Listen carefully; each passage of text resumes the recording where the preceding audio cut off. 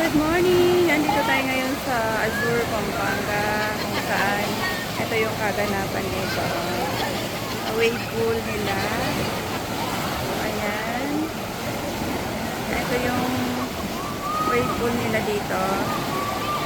Medyo maraming tao dahil Sunday ngayon. Ayan. Ayan. Ito yung may sand. White sand.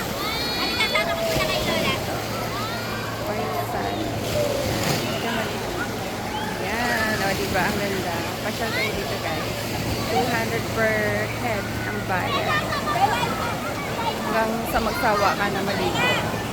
So, kailangan mo lang may visitor's card, tapos registration, tapos ayan, magbabayad ka na 200 per head.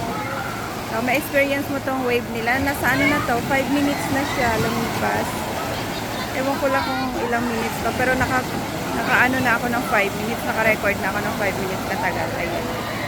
So, ganito karaming tao ngayon, Sunday.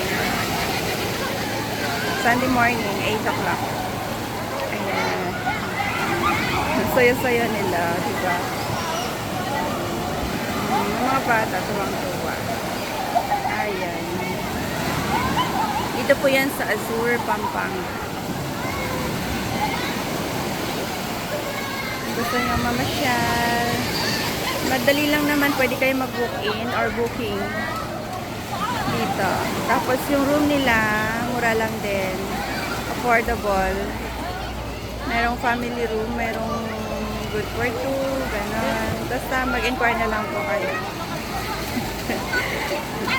Mag-inquire na lang po kayo. Kasi kami nag-book-in lang kami kagabi, so nakapasok naman kami dahil may available.